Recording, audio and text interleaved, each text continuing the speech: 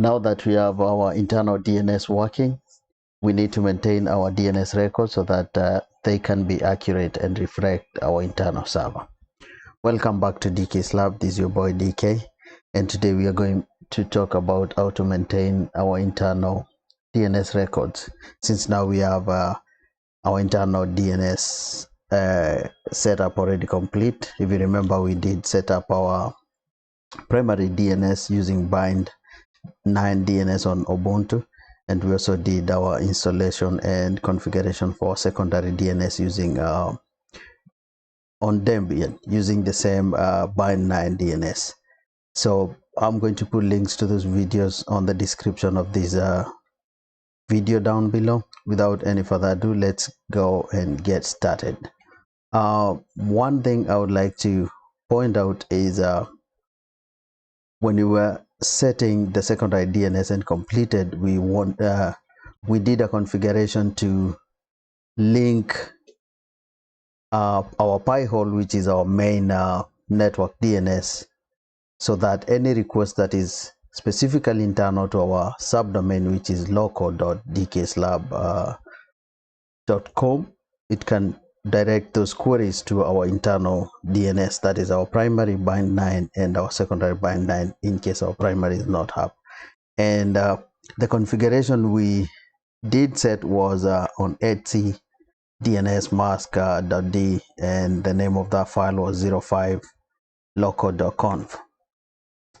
And on that day, or in that video, when we were doing the tests to see if we were able to get our to resolve our internal DNS, we failed to do that. And this was working automatically on Pi-hole 5 version 5 and below, but on version 6 you have to enable it to pick this configuration. It is not loading these configurations by default, so you have to enable it.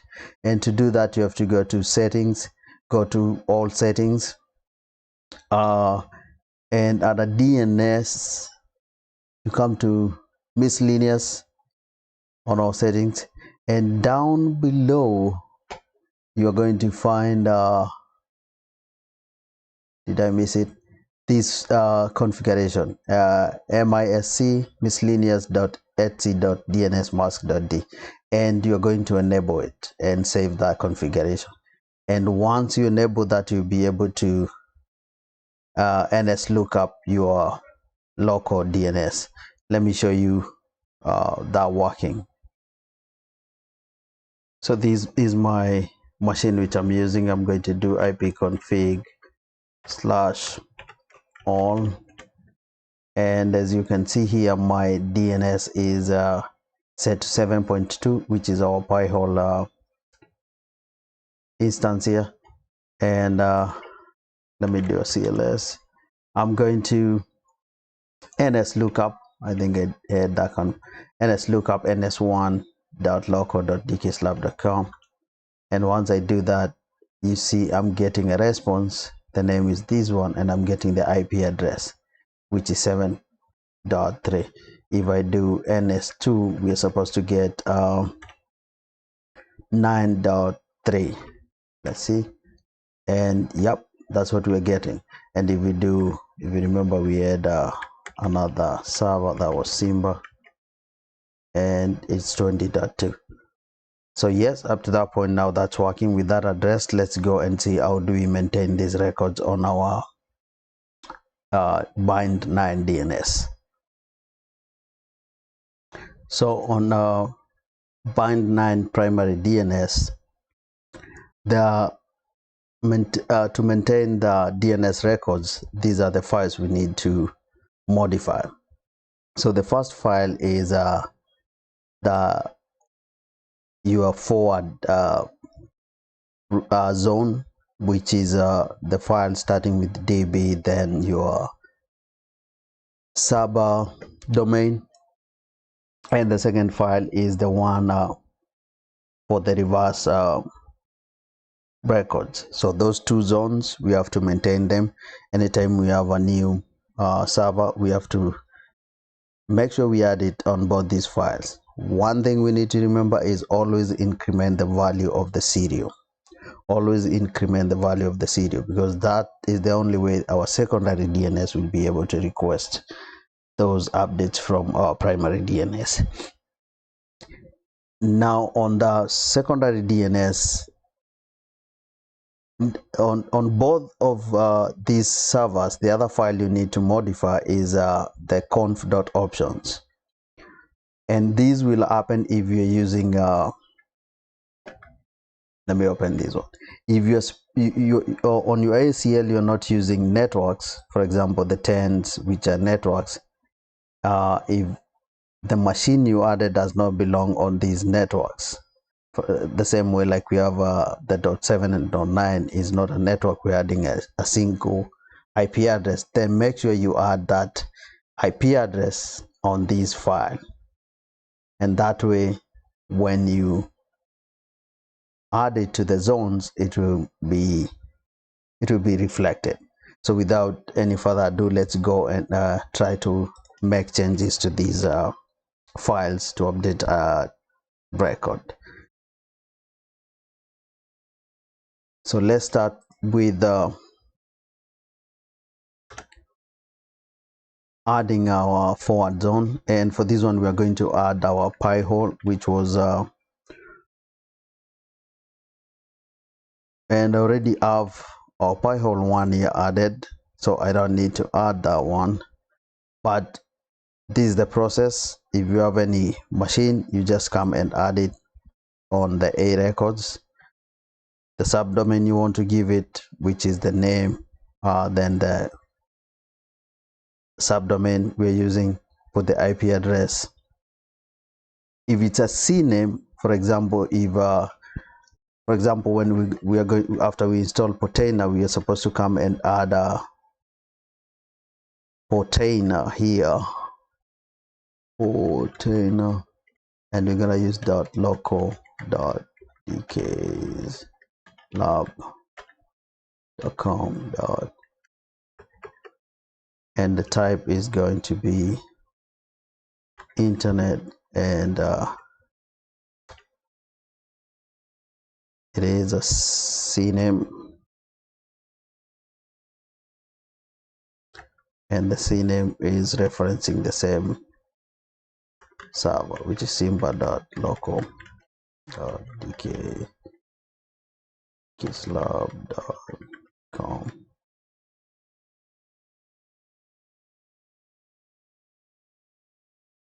and it has a dot at the end, and you're supposed to save that file. And we are supposed to do, if it's a machine, then we need to come and update db.1 tab, this file. But since that is a CNAME, then we don't need to add anything here. But if it was a machine, we need to come and put the IP address here. Now once you're done adding those records, you need to come and modify the file. It's bind /named.conf.options, and for example we have our pi hole, which does not belong in any of these networks, so we need to add it down here. It's going to be 172.16.7.2 and semicolon, add a comment, and this will be our zenith, which is our pi hole. And because I'm going to do the same changes on our secondary DNS, I need to copy this, exit from this, save, and that's all we need to modify. Those are the 3 files you're going to maintain on your primary DNS. Then on your secondary DNS, you're maintaining only one file, which is this file .options. And that should be it. So once we have that, then we need to check the conf and see if they have any errors. Let's do that one. Nothing. You can do -z. Looks good. Same to this file. -z. All looks good. Then after that, you need to reboot our bind. So let's do a reboot,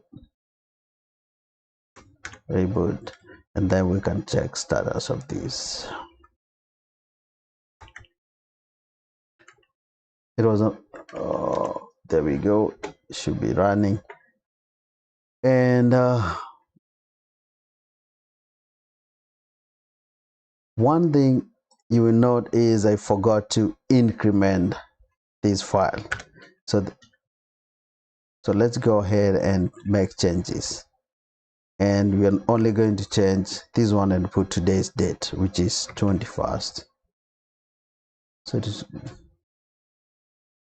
and Control X. Do the same on our this file again. We're going to change this file to 21st. Exit, yes. And we're going to do a reload, and the same on this.